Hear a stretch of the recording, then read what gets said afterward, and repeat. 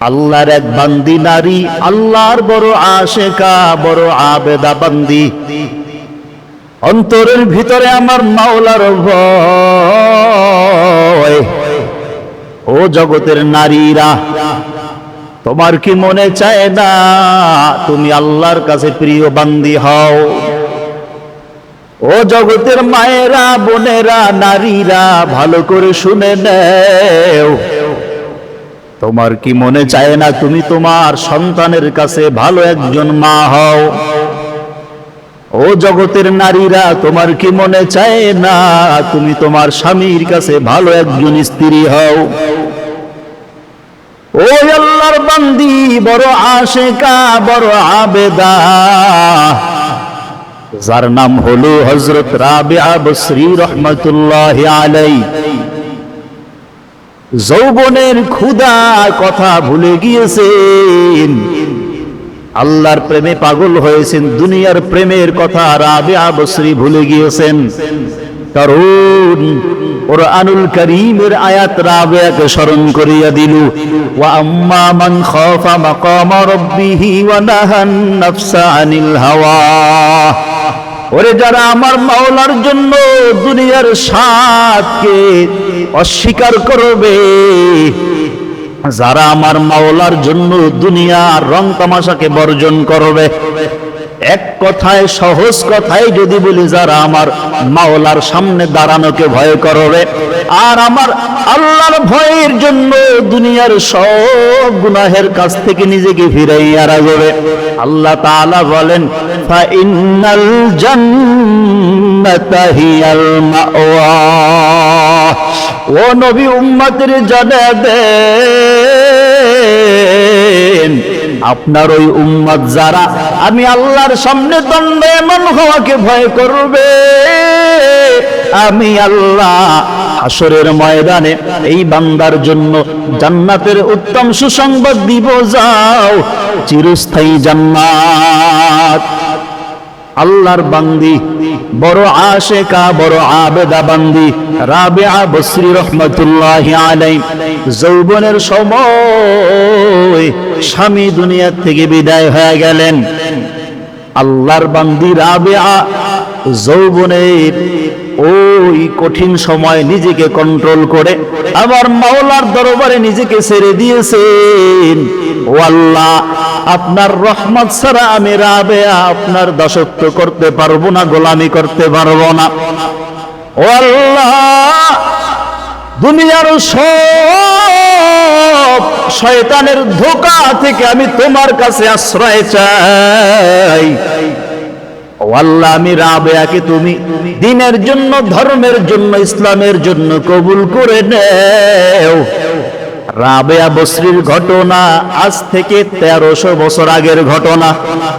ওরে 1300 বছর পরেও জগতের মানুষ রাবিয়ার নাম নিয়া রাবিয়ার গুণগান গায়।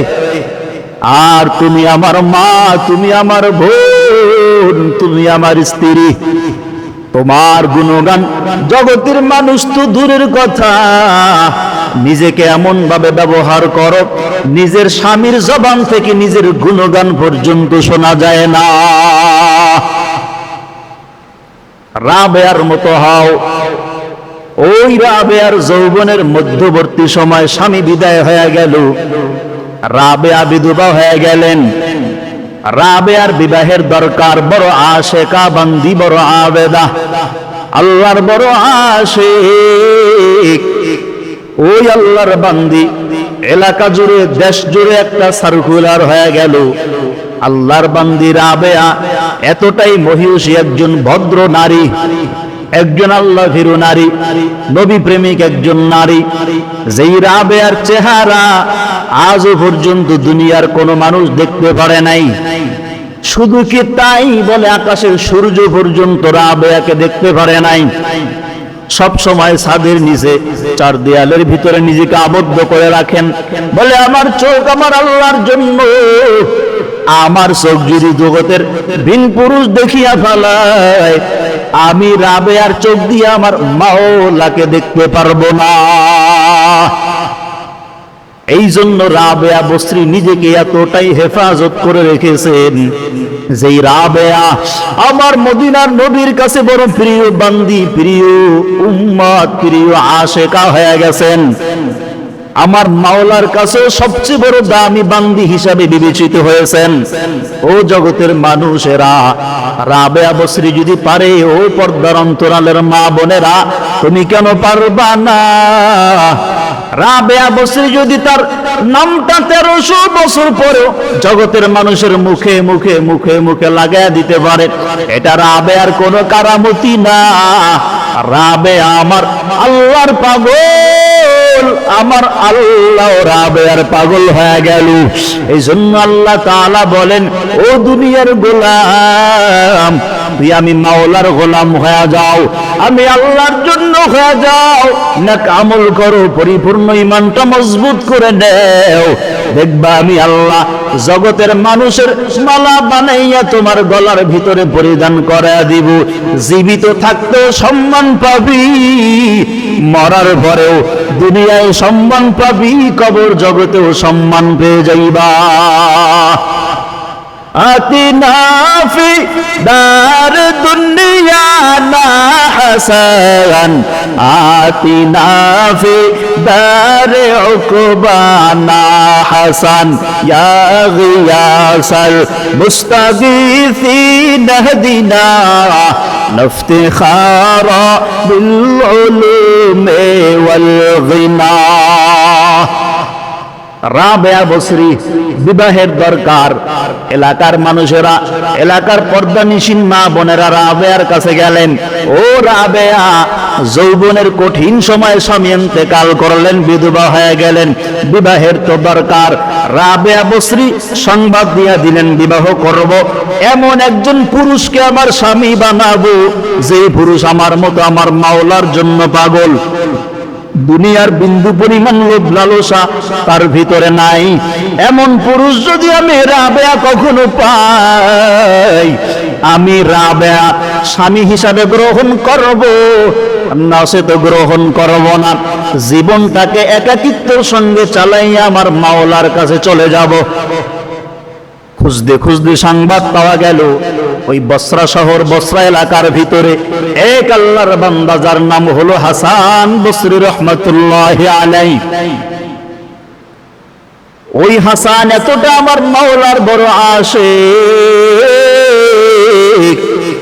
আমার নবীর এতটা আশিক ছিলেন হাসান। একদিকে রাবেয়াও আল্লাহর জন্য, হাসান বসরিও আমার মাওলার জন্য। হাসান বসরির কাছে সংবাদ দিয়ে দিলেন, রে হাসান, তোমারও তো বিবাহের দরকার। এই বসরা শহরের ভিতরে এমন একজন আল্লাহর বান্দী আছে, যার নাম হলো রাবেয়া বসরি। ও হাসান, ওই রাবেয়া আল্লাহর বড় আশিকা, বড় আবেদা। এই জন্য আমরা তোমার কাছে তার বিবাহের পয়গাম নিয়ে আসছি, গ্রহণ করে নেও। হাসান বসরি রহমাতুল্লাহি আলাইহি তাদের কথা শোনার পরে বলে, আমি রাবেয়ার বাড়িতে যাব, রাবেয়ার সঙ্গে আমি হাসান পর্দার অন্তরাল থেকে কিছু কথা বলতে চাই। দেখি আমিও বলি, রাবেয়াও বলবে, আমি বলবো, রাবেয়া শুনবে, রাবেয়া বলবে, আমি শুনবো। হাসান বসরি রহমাতুল্লাহি আলাইহি রাবেয়ার বাড়িতে চলে গেলেন। রাবেয়া দরজার কিনারায় দাঁড়াইয়া হাসান বসরি সালাম দিলেন, আসসালামু আলাইকুম ওয়া রাহমাতুল্লাহ। ও আল্লাহর বান্দি রাবেয়া, আপনি কে? বলে, আমি হাসান বসরি, আমার নাম হলো হাসান, আপনার ব্যাপারে বিবাহের প্রস্তাব আমার কাছে দেয়া হয়েছে। রাবেয়াও ডাক দিয়া বলে, ও হাসান, আপনার বিবাহের প্রস্তাব তো আমার কাছে দেওয়া হয়েছে আপনাকে বিবাহ করার জন্য, আপনি কি বিবাহের প্রস্তাব নিয়ে আসছেন? হাসান বসরি বলে, হ্যাঁ, পছন্দ হবে, কথাবার্তা হবে। ও রাবেয়া, আপনার সম্মতিক্রমেই বিবাহ হবে, আমার সম্মতিক্রমেই বিবাহ হবে, কারো কোনো ভিন্ন মতামত যদি থাকে বিবাহ হবে না রে রাবেয়া। আমি আমার মাওলার বড় আশিক। রাবেয়া বলে, আমিও আমার মাওলাকে চিনি, জগৎ আর চিনি না। পর্দার আড়াল থেকে রাবেয়া বললেন, ও হাসান, আমি শুনছি আপনি একজন আলেম, আপনি একজন মাওলার আশিক, আপনি একজন নবী প্রেমী মানুষ, তাকওয়াওয়ালা, মুত্তাকি, ইখলাসওয়ালা, আপনি বড় মুখলিস মানুষ আমি শুনেছি। কিন্তু আপনার দরবারে আপনার কাছে আমি জানতে চাই, 3টা প্রশ্নের জবাব যদি দিতে পারেন আপনাকে স্বামী হিসাবে গ্রহণ করব, কোনো বাধা নাই। যদি প্রশ্নের জবাব না দিতে পারেন, রে হাসান ক্ষমা করে দেন, আপনাকে বিবাহ করতে আমি পারবো না। হাসান বসরি বলে, ও রাবেয়া বলেন আপনার কি প্রশ্ন? রাবেয়া বসরি পর্দার আড়াল থেকে হাসান বসরিকে বলে, ও হাসান, 8 নম্বর প্রশ্ন হইল আপনার কাছে, আপনি বলেন আল্লাহ তাআলা যখন আমি রাবেয়াকে দুনিয়া থেকে বিদায় করে দিবে, যখন অন্ধকার কবরে আমার লাশ দাফন করা হবে, 3 জন ফেরেশতা আল্লাহর পক্ষ থেকে প্রশ্নের জবাব নেওয়ার জন্য আসবে। যদি জবাব দেওয়া যায় কামিয়াবের দরওয়াজা পাবে, জান্নাত পেয়ে যাবে। যদি জবাব দিতে না পারে, কবরের বিছানা মাটি বিছানা থাকবে না, মুহূর্তেই জাহান্নামের বিছানায় পরিণত হয়ে যাবে।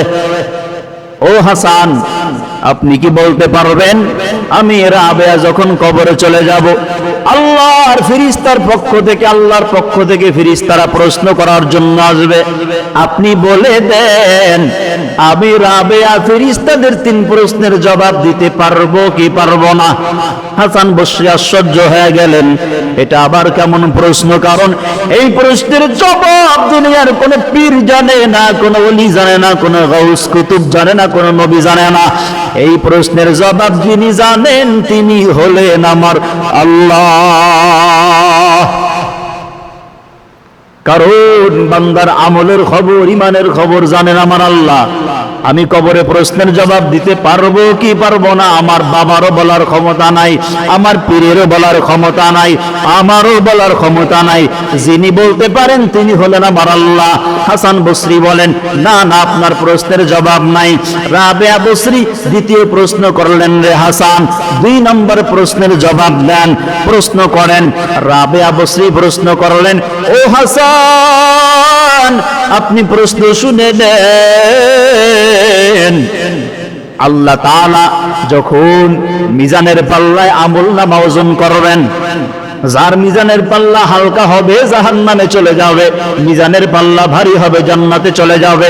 ও হাসান, আপনি বলতে পারেন আমি রাবেয়ার মিজানের পাল্লা ওই দিন হালকা হবে নাকি ওজন হবে বড় ভারী হবে? জবাব দিতে পারবেন? হাসান বসরি বলে, ও রাবেয়া, এই প্রশ্নের জবাব আমি হাসান না, জগতের কোন আল্লাহর ওলিও দিতে পারবে না। কারণ এটা কেউ জানে না, যিনি জানেন তিনি হলেন আল্লাহ। রাবেয়া বসরি বলেন, 3 নম্বর প্রশ্ন, আল্লাহ তাআলা হাসরের ময়দানে গোটা জগতের মানুষগুলাকে 2 ভাগে ভাগ করবেন, 1 ভাগ জাহান্নামে যাও আর 1 ভাগ জান্নাতে যাও। ও হাসান, আপনি কি বলতে পারবেন ওই দিন আল্লাহ তাআলা আমি রাবেয়াকে জান্নাতের কাতারে ফেলাবে নাকি জাহান্নামের কাতারে ফেলাবে? আমি কি ওই দিন জাহান্নামে যাব নাকি জান্নাতের ভিতরে যাব? হাসান জবাব দেন।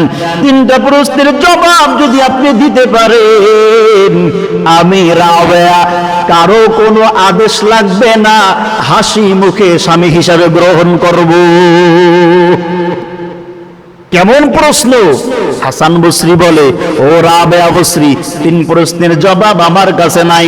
রাবেয়া বসরি চোখের পানি ফেলে দেয় আর বলে, হাসান এই 3 প্রশ্নের জবাব আমি জানি আপনার কাছে নাই। এই 3টা প্রশ্ন আমি রাবেয়াকে এতটা কাঁদাই, এতটাই কাঁদাই, আমি রাবেয়ার অন্তরের ভিতরে যখন 3টা প্রশ্ন জাগ্রত হয়, আমি রাবেয়া আমার যৌবনের কথা ভুলে যাই, আমার বিবাহের কথা ভুলে যাই। আমি আমার মাওলার শরণাপন্ন হইয়া বলি, হে আল্লাহ তুমি জানা দাও আমি রাবেয়া ঈমান নিয়ে কবরে যেতে পারবো কি পারবো না। ঈমানের পথে অবিচল থেকে আমার মরণ যেন হয়, ঈমানের পথে অবিচল থেকে আমার মরণ যেন হয়। তোমার কাছে মিনতি আমার, মহামহিম দয়াময়, ঈমানের পথে অবিচল থেকে আমার মরণ যেন হয়। ঈমানের পথে অবিচল থেকে আমার মরণ যেন হয়।